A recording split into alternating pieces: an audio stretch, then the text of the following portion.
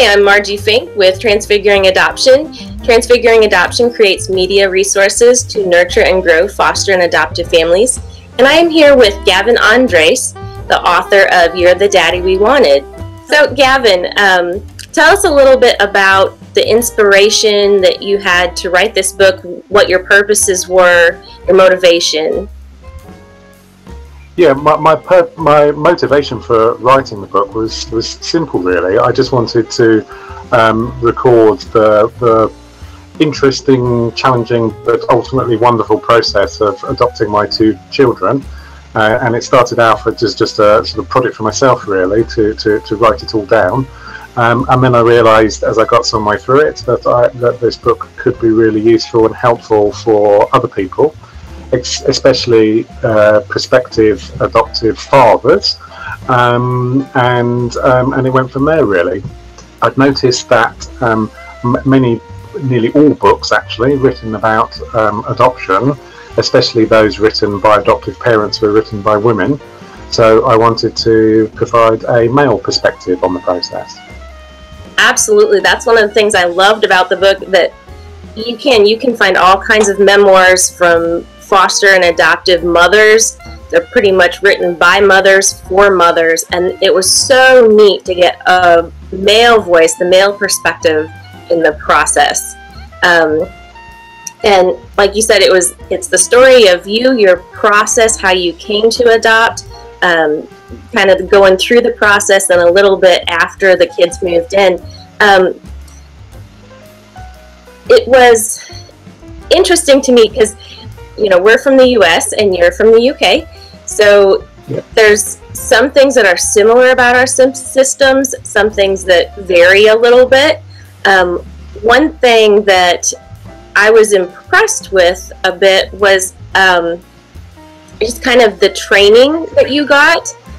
How did you feel like you were prepared whenever you started the process of meeting the children and the children moving in, for kind of the challenges of adoption? I'm not sure that one can be truly prepared for the experience that you have when you first meet the children, and during that early sort of bonding period with them. Yeah, especially with children having the sort of traumatic background that my two family had. But yes, it's true. The agency training that we went through was really interesting, and as good as grounding as I think you could hope for. There's nothing like the experience of that first meeting, when suddenly these two children that you've read so much about in the case notes and everything are there in front of you, and nothing can prepare you actually for, oh gosh, what am I actually going to say to sort of try and break the ice a little bit, and you know, also knowing as you do what on earth they must be thinking. My children had 4 different foster carers in about 18 months, so we were going to be their 5th home in that period, and yeah, goodness knows what I must have thought when myself and my wife turned up and saying we were only mummy and daddy. Absolutely. What would you say was the most challenging part of the process? It's all challenging. The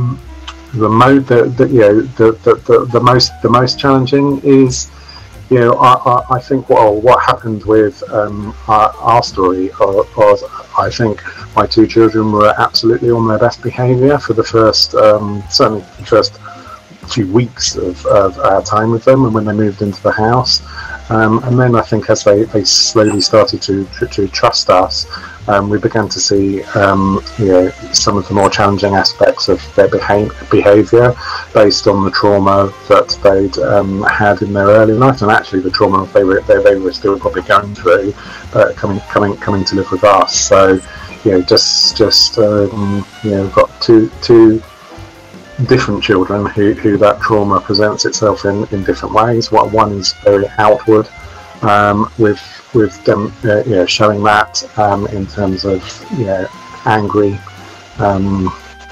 you know, quite often directed at my wife and I, And my son is very much, he's someone who sort of regresses into his own shell. So his trauma is more internalized, whereas my daughter is more externalized. So that it's certainly it's challenging all of the time, to be honest, dealing with that and helping them to come to terms with that.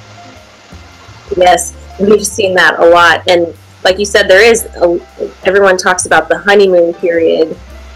You kind of experience they are on their best behavior when you first meet them and get to know them, and then as they move in, and then you have trauma triggers, and just as they get more comfortable with you, you start to see a lot of those behaviors that are a result of things that they never should have had to go through. I'm going to change here up a little bit. What I talked about, what was the most challenging. What was the most rewarding for you of this whole process? Yeah, well, this is a message that I want to get across very clearly to anyone listening, particularly to any adoptive fathers who may be listening to me. But yeah, the benefits are multiple and numerous. I just cannot imagine what my life would be without my two wonderful children. And despite the challenges, and we've spoken about some of those, the benefits far outweigh those challenges. It's just seeing them grow up, seeing them on a day-to-day basis. There are days that go by where they're just my children. We don't think of them as adopted. They're just our kids, and they have some of our mannerisms, which is quite interesting, and clearly they're learning the values and everything that we have as a family. And without adoption as a route into fatherhood, I'd be with my wonderful wife, but our life would be empty. So I would urge anyone thinking of adoption that this is a very, very worthwhile and rewarding process. You need to put the energies and the efforts and I think the empathy and understanding into it. But at the end of the day, it's a wonderful experience. Yeah, and along with that, what is the one thing that you want to communicate to prospective adoptive parents, and maybe even as you adopted out of foster care, and there were obviously foster parents that were just foster caring for those kids. Is there anything you would like to say to the people who just do foster care, and to those who are adopting out of foster care? Yeah, okay. Well, I'll start then by answering that question in relation to foster carers, and my experience of the process is that without the wonderful job that foster carers do, one has to imagine what the situation would be like for these children that they're taken into care often in literally overnight in emergency situations, and I guess on behalf of all the children in foster care, those in good foster homes, I thank them gladly for the part that they play in the process. Moving to the second part of your question about what would I say to anyone thinking of adoption from foster care, I would say I've just spoken about the benefits of it being a richly rewarding process. I guess I would say, think about it carefully. Do research. Speak to people like you and me that have been through the process. That was one of the best things that our agency did. They put us in contact with other local adopted families, and we went round to meet them, saw the kids, saw them, and that was a really good part of the process, because it just realised actually this couple that we met, they were no different to us, and if they could do it, we could do it as well. But I guess ultimately the message would be go for it. Whatever the motivation for wishing to become an adopted parent, whether it's to give a sibling to a birth child that you may already have, if it's because you, like us, you just wanted to have children, period, that's it. Or maybe it is, I guess like many foster parents, there's this kind of socially doing something good to help kids in difficult situations, and adoption is a route to doing all of that. Great. I have to say, Gavin, I loved your book. Thank you. It was a book that I got through. I started it in the evening, finished it the next morning, and just really soaked it in. I found myself identifying with so many parts of it. We had some things that happened right after we finalized adoption of the last two, kind of very different from your situation, but I have to say those last 30 pages, people definitely need some Kleenex. There were you hit some snags right there after life threw you some curveballs after finalizing your adoption, and we kind of had we had job loss and moving across several states, and a lot of things that happened right after when we thought we were, life is stable now, and kind of some of the things that you talked about, worrying about your kids, and the challenges of life, where we kind of wondered, like, really, this is something else that they're going to have to handle. But in general, throughout the book, I found myself laughing. I found myself crying. Very entertaining. You're a very engaging writer. The present tense that you use throughout it really, really just kind of wraps you in and puts you right there with you going through that process. Let our listeners know, where can they find your book? Yeah, the book, just to remind the listeners, the book is called You're the Daddy We Wanted. My name is Gavin Andres.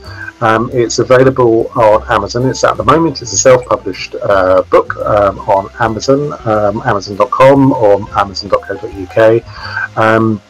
Or you can visit my own website, which is www.adoption-book.co.uk. Or you can follow me on Twitter at Adoption Author. The book is available in Kindle edition, and there is via the self-publishing option. There is a hard copy version available for print. It's kind of like a print-on-demand thing that Amazon do. Great, and we'll provide links to all that in our blog so that people can get their hands on it. It's a great book, and I'm going to wrap up here, but is there anything that I didn't touch on that you wanted to make sure that our listeners could hear?